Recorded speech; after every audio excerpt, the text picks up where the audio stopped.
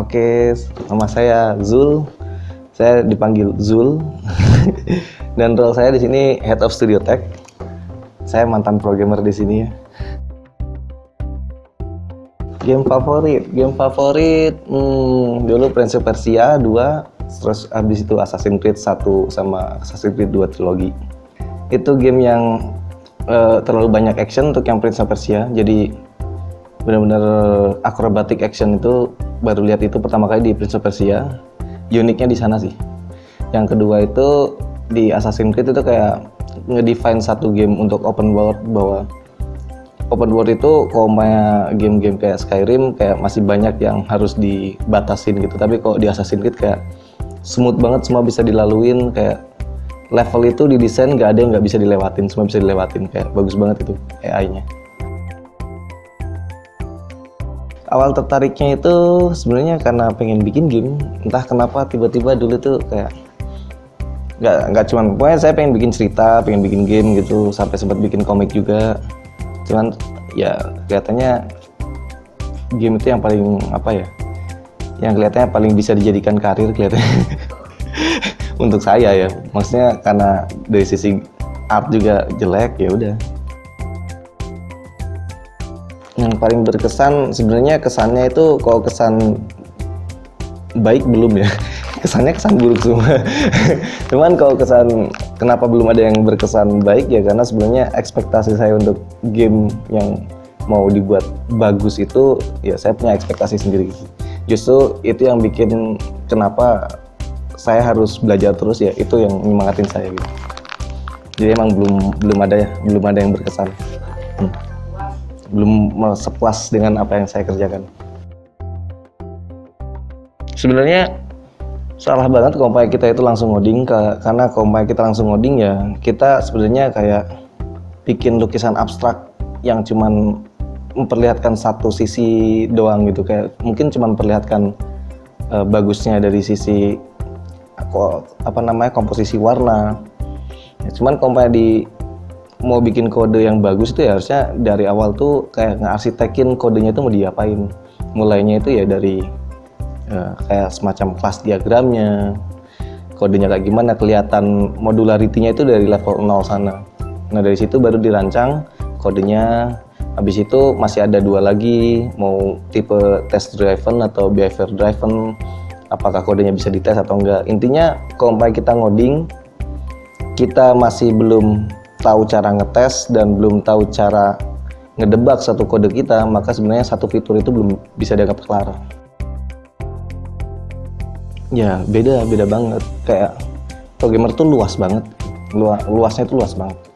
Dan game programmer itu termasuk salah satu spesifik, harusnya termasuk kasus spesifik juga, karena yang jadi challenge utama di game programming itu sebenarnya adalah dia bertarung dengan waktu gitu.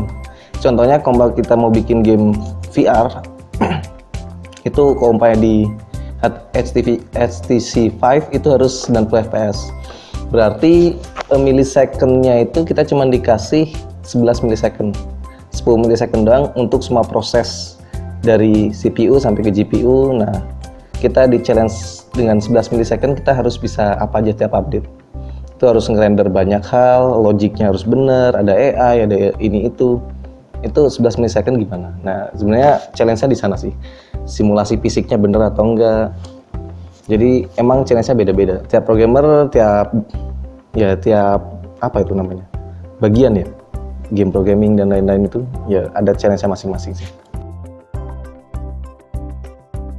Ya ada itu, justru game programmer sendiri, kalau kita bilang kita mau jadi game mekanik programmer, itu sebenarnya kita bukan nge-spesialis di sana, karena game mekanik itu mungkin 20%, mungkin di bawah 20% dari semua game yang kita buat. Total game yang kita buat, mekanik itu cuma 20% mungkin, maksimal. Sisanya itu hal-hal yang di luar mekanik.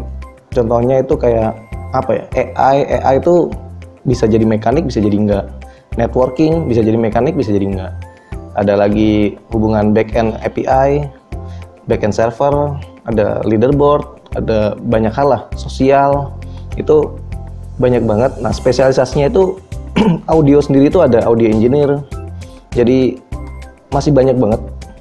Kalau umpamanya kita mau bikin game balapan juga ada physics engineer yang ngurusin bagian fisiknya doang. Jadi ya spesialisasi game programming itu ada banyak. Jangan pilih game mekanik.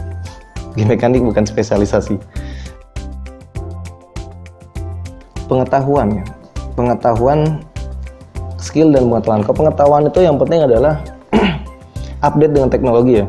Jadi kalau kita ngerasain, kita itu zaman-zaman dimana hardware lebih berkembang lebih besar daripada software, itu waktu zaman Pentium 4 naik ke Core 2 Duo, dual core sampai sekarang itu stuck. Sekarang perkembangan software lebih cepat lagi.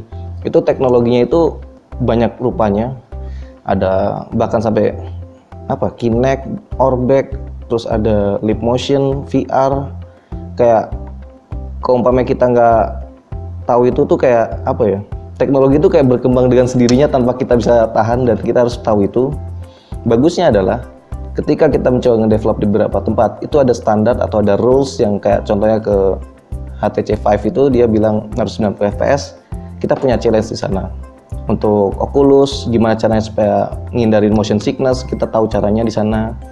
Jadi justru dari beberapa pengalaman itu kita muncul skill sendiri. Oh, gimana sih cara ngoptimis di sini, cara ngoptimis di sana. Jadi intinya jangan lupa untuk update dengan teknologi. Bahkan di luar game juga ya. Nggak harus game, contohnya Kubernetes, terus apalagi itu Redis untuk yang backend ya. Jadi itu hal-hal yang memang harusnya kita nggak boleh buta sih untuk programmer game. Nah, pesannya itu kita itu ketinggalan ya. Jadi kita fokus belajar aja itu masih banyak banget yang harus dikejar.